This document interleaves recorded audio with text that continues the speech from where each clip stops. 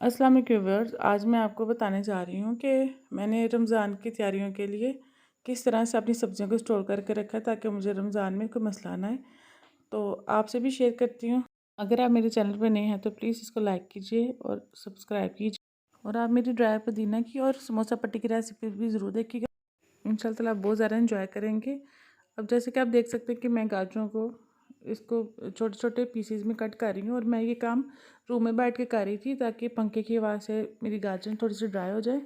और जब तक मैं इसको पैक करूँगी पैकिंग के अंदर तो तब तक ये इतनी ड्राई हो जाएंगी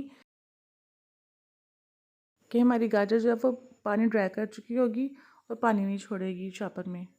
अब हम कुछ गाजरों को क्यूब्स की शक्ल में काटेंगे और कुछ को इस तरह स्लाइस की शक्ल में काट लेंगे। फिर हम इसे जिप लॉक बैग में पैक कर देंगे और फ्रीज़ कर देंगे ताकि जब हमें रमज़ान में अगर चावल बनाने हैं या सालन बनाने हैं तो हमें अपनी आराम से सब्ज़ियाँ निकालेंगे और उसको यूज़ करेंगे और हमें रोज़े की हालत में इतनी टेंशन नहीं होगी कि अभी सब्ज़ियाँ भी कट करनी है, ताकि हम ज़्यादा से ज़्यादा टाइम इबादत में गुजार सकें, ना कि सब्ज़ियों को काटने की तरफ लगे रहें।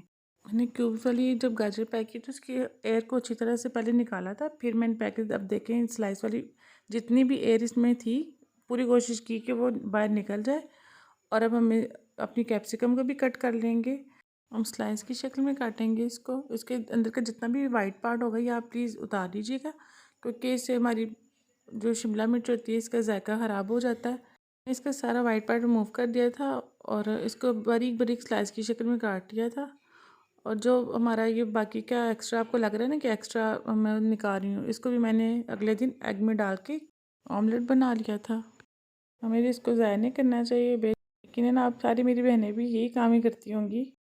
अब इसका अगला स्टेप बहुत ज़्यादा देखने वाला है। वो ये है कि जैसे मैंने इनको कट किया तो मैंने इनको फ़ौरन से ड्राई किया था ताकि यही पानी जिप लॉक बैग के अंदर इकट्ठा ना हो जाए और फ्रीज़ करते हुए कि सारी हमारी कैप्सिकम को ख़राब कर दे तो गल जानी थी। इस वजह से मैंने इसको ड्राई किया था। अब हम अपनी दूसरे तरीके से शिमला मिर्च को काटेंगे। इनको हम क्यूब्स की शक्ल में काट लेंगे और इसको भी सेम वे से हम ड्राई करेंगे, फिर इसको हम जिप लॉक बैग में डालेंगे। और जब मैंने अपनी ये कैप्सिकम को देखा था फ्रीज़ करने के बाद तो इसका एक एक दाना अलहदा था। और इस तरह हमने अपने चिकपीस को भी फ्रीज़ किया था, इसके दानों को निकाल लिया।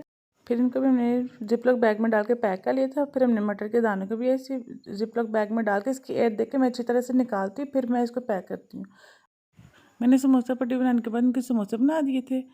और अब मैंने पुदीने को भी ड्राई करने की एक पूरी रेसिपी तैयार की हुई, आप वहाँ जाके देख सकते हैं। फिर मैंने इसको ड्राई करने के बाद जिप लॉक बैग में डाल दिया था, पर इसको मैंने फ्रीज़र में नहीं रखा था, इसको मैंने कैबिनेट में रख दिया था।